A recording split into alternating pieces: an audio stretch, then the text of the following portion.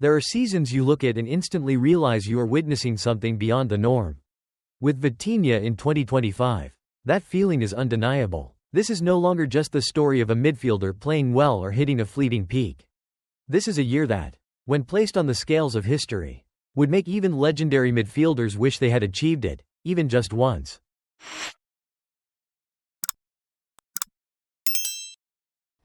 7 trophies in a single year, spanning from the domestic league, the National Cup, and the Champions League, to the Super Cups and international glory with the Portuguese national team.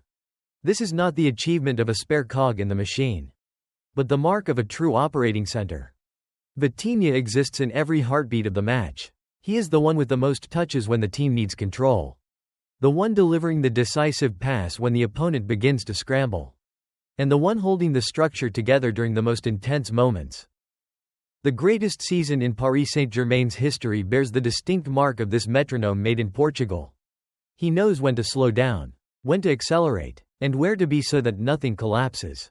A top 3 Ballon d'Or finish is no longer just a nominal reward.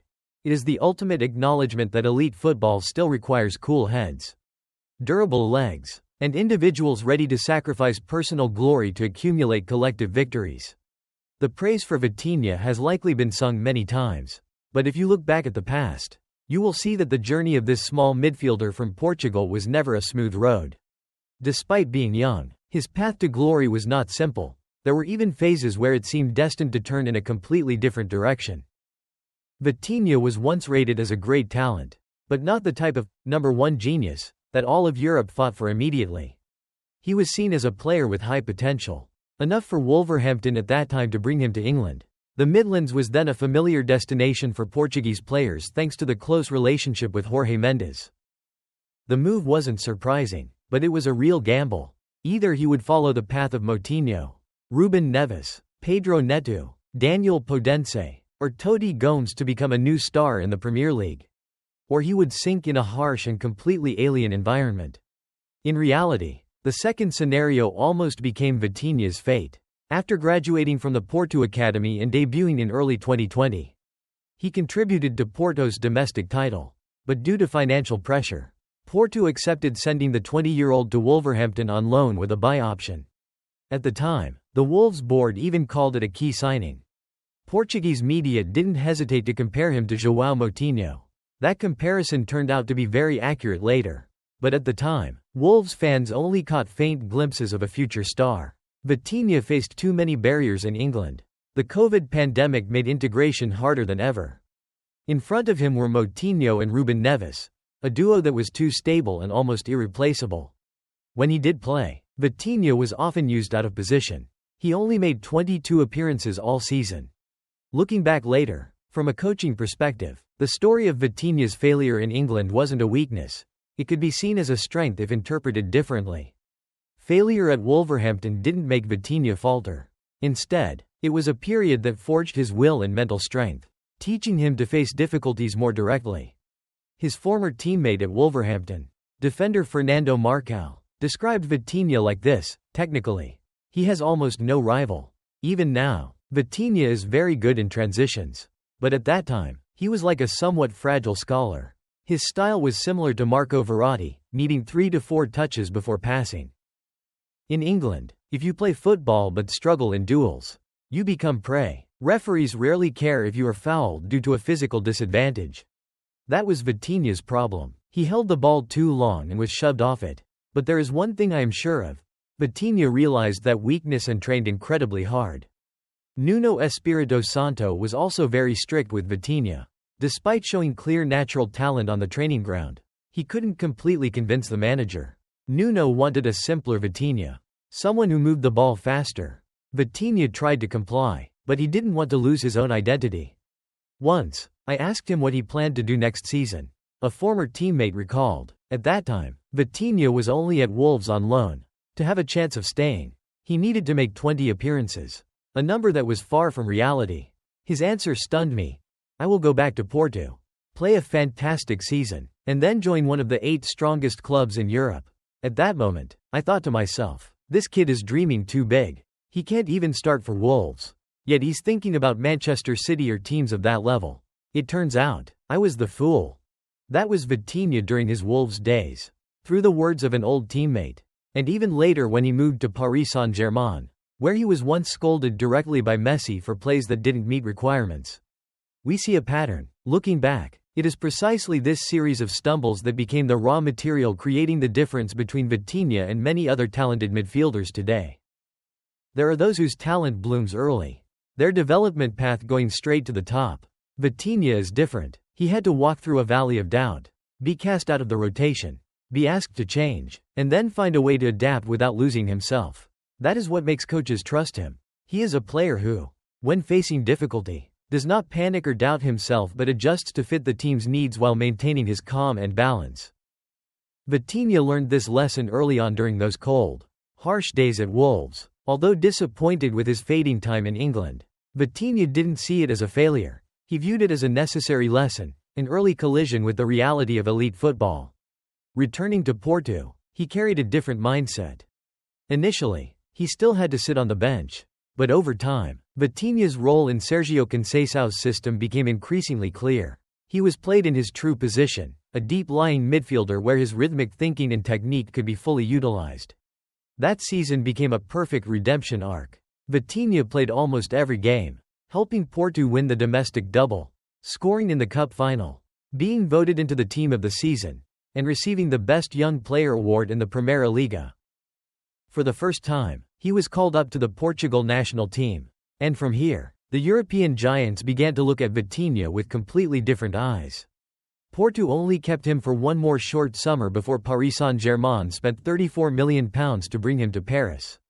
Opening a new chapter for a midfielder who was once nearly forgotten in the cold of England. In a season where Paris Saint-Germain assembled so many attacking stars, the most talked about name was naturally Ousmane Dembélé, the number one candidate for the 2025 Ballon d'Or and the man who eventually stepped onto the highest podium. Lamine Yamal stood right behind him, while Vitinha rounded out the top three in that race. But if Dembélé was the face representing the spotlight, then behind him, Vitinha was the indispensable piece in Luis Enrique's system, with a role far exceeding the concept of a standard central midfielder. Luis Enrique built Paris Saint-Germain based on a very clear philosophy: the midfield is the backbone for both attack and defense. In that structure, the team doesn't just need individuals capable of creating sudden breakthroughs up front, they need someone to keep the rhythm, connect the lines, and silently create space for the satellites around them. Vitinha has taken on that role perfectly. He isn't the type of player who makes the stands explode with a flashy trick.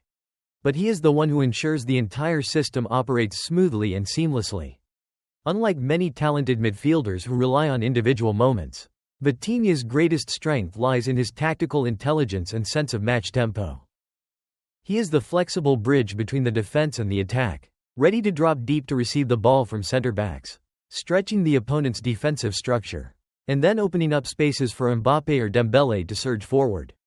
It is this versatility that allows Luis Enrique to use Vitinha in multiple roles within the same match, making Paris Saint-Germain unpredictable and capable of changing formations fluidly without breaking their rhythm. It's not just his skill, Vitinha's demeanor is also highly rated by Luis Enrique. In his tactical analysis and sharing, the manager often emphasizes the focus, discipline, and collective spirit that Vitinha brings to the midfield. People may say Paris Saint-Germain is strong because of their attack. But the truth is that the explosive plays up front can only happen when the midfield is stable enough to control the game and keep the team from falling into chaos. Vitinha doesn't need individual titles to prove his value.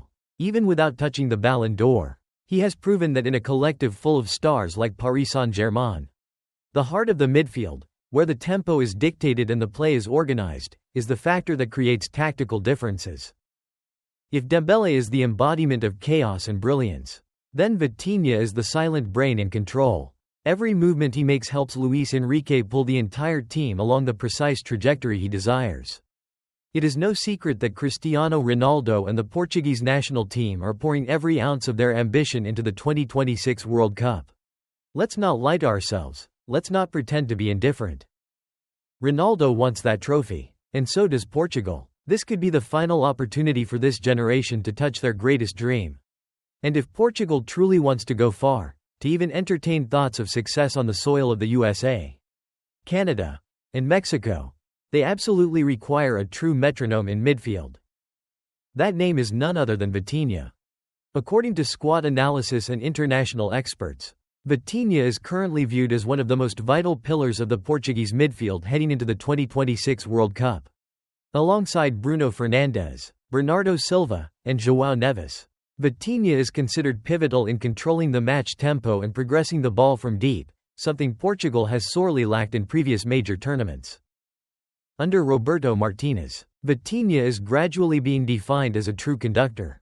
In a 4-2-3-1 formation, he often operates centrally, pairing with Ruben Neves or João Neves to form a midfield duo that offers stability and balance. Vitinha's duty isn't to score goals or create highlight reel moments, but to keep the match under control, granting the attackers above him the space and time to maximize their abilities. In the 2026 World Cup qualifiers, Vitinha has been used frequently as a central midfielder. Recent matches clearly reveal Roberto Martinez's intent. Use Vitinha as the foundation so that Bruno Fernandes, Bernardo Silva, or Cristiano Ronaldo can play higher and more freely without worrying about the structure collapsing behind them. The data supports this, too.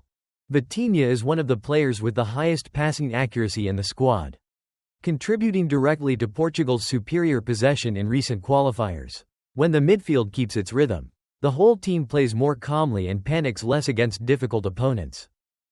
And just like that, diligent and silent, Vitinha has become the most coveted midfielder in Europe right now.